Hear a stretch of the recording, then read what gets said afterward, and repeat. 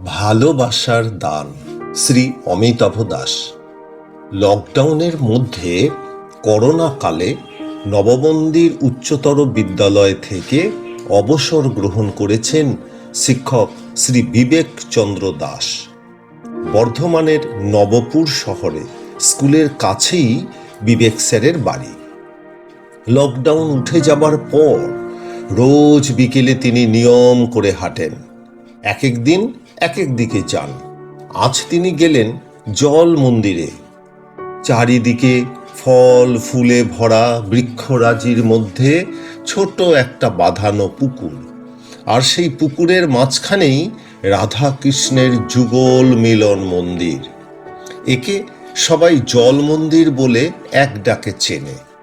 এখানে নান্দনিক প্রাকৃতিক সৌন্দর্যকে উপভোগ করতে করতে পুকুরের বাঁধানো ঘাট দিয়ে চারদিকটা প্রদক্ষিণ করবেন বলে হাঁটছেন বিবেক স্যার। অপরূপ প্রকৃতির রূপ রস গন্ধকে আস্বাদন করতে করতে তিনি আত্মহারা হয়েই হাঁটছিলেন।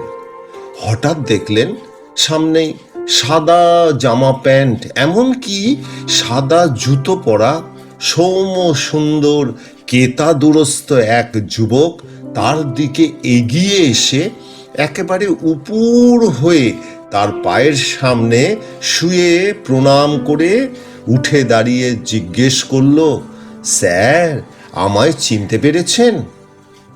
না, ঠিক মনে পড়ছে না। তুমি এভাবে সাষ্টাঙ্গ প্রণাম করতে গিয়ে তোমার পরিষ্কার জামা কাপড়ে ধুলো ময়লা লাগিয়ে তা সব নোংরা করলে কেন? তাছাড়া মন্দিরের মধ্যে একমাত্র পরম মঙ্গলময় ভগবান ছাড়া আর কাউকে যে প্রণাম করতে নেই বাবা। আর তোমাকে তো আমি ঠিক চিনতেও পারছি না। স্যার, আমি গণেশ বিশ্বাস, আপনার স্নেহধন্য ছাত্র। গণেশ বিশ্বাস? স্মৃতির ঝাঁপি খুলে বিবেক স্যার সেখানে এরকম ফিটফাট বাবু গণেশের কোনো ছায়াই খুঁজে পেলেন না তার গণেশ ছাত্র দলের মাঝে। তাই বললেন, আজকাল অনেক কিছুই ভুলে যাচ্ছি, একটু ধরিয়ে না দিলে আমি যে ঠিক মনে করতে পারছি না বাবা। গণেশের চোখ দুটো ছল ছল করে উঠল। অশ্রু সজল নেত্রে সে বলে উঠল, আমার জীবন্ত ভগবান যে আপনি। জানেন স্যার, আজ আমি পঞ্চপুরের বিডিও। শুধুমাত্র আপনার জন্যই আজ আমি এই জায়গায় আসতে পেরেছি। আজ আমার যা নাম যশ সম্মান সবই আপনার জন্যে। আহারে, এটাই তো আমার কাজ। আমি তো শুধুমাত্র আমার কর্তব্য পালন করেছি। আমার শিক্ষকতার জন্য সরকার বাহাদুর আমাকে ভালো মাইনে দিয়েছে। সেই কাজের জন্যে এখন আমি আমৃত্যু পেনশনও পাবো। আমি তো মাইনে না নিয়ে তোমাদের শিক্ষাদান করিনি, তাহলে তো আমার কোনো এক্সট্রা ক্রেডিট নেই। সবিনয়ে গণেশ বলল, স্যার, প্রায় 22 বছর আগে আপনি একটা ছাত্রকে চোখের ডাক্তার দেখিয়ে চশমা কিনে দিয়েছিলেন, মনে পড়ে স্যার? তারপর থেকে প্রতি বছর তাকে বই খাতা জামা প্যান্ট জুতো মোজা সবই কিনে দিতেন। সেই সময় তো এখনকার মতো এত সরকারি সাহায্য ছিল না ছাত্রদের জন্য। আপনি তখন সবই জান দিয়ে করে দিয়েছেন। আমি তো আপনার দান করা চশমা দিয়ে ফেড দুনিয়াকে ফোকাস করতে পেরেছি, পড়াশোনা করতে পেরেছি। স্যার, আমি সেই গণেশ। অনেক বছর আগের কথা এতক্ষণে মনে পড়ল বিবেক স্যারের। একদিন ক্লাস 5-এ প্রভিশনাল ক্লাস নিতে গিয়ে প্রথম দেখেন গণেশকে।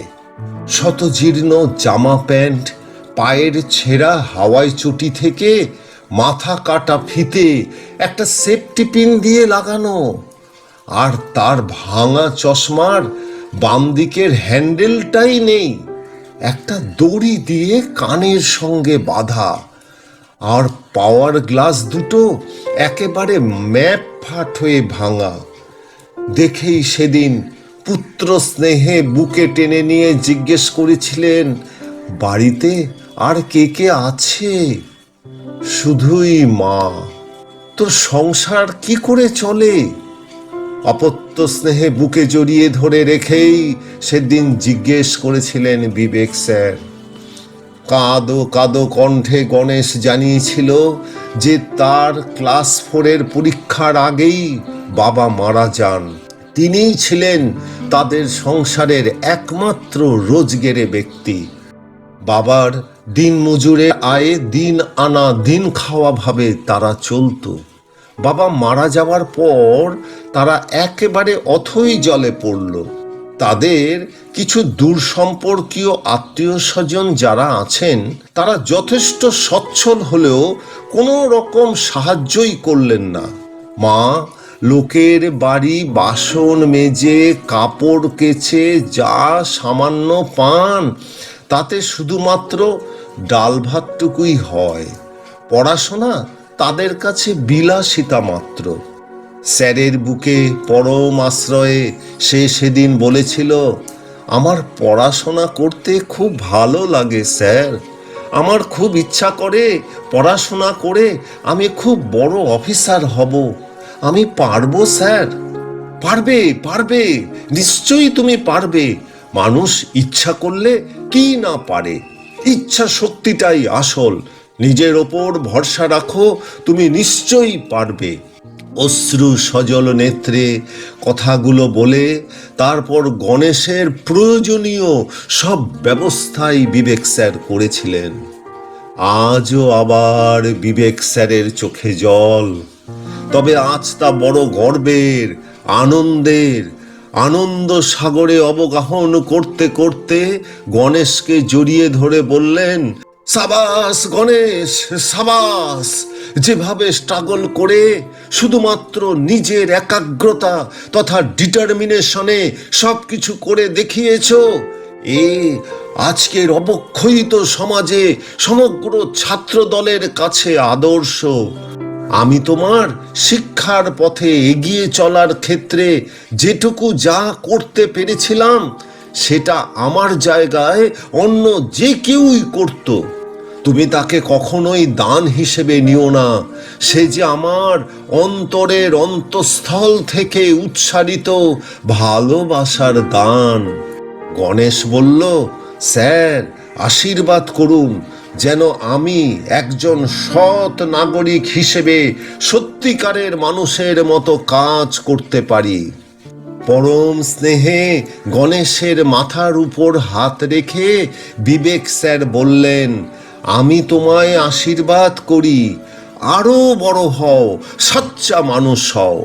বিশ্বকবি রবীন্দ্রনাথের ভাষায় বলি, যা কিছু সত্য, যা কিছু সুন্দর আছে অবনী পরে, শ্রাবণ ভাদল ধারা সম ঝরিয়া পড়ুক শিরে।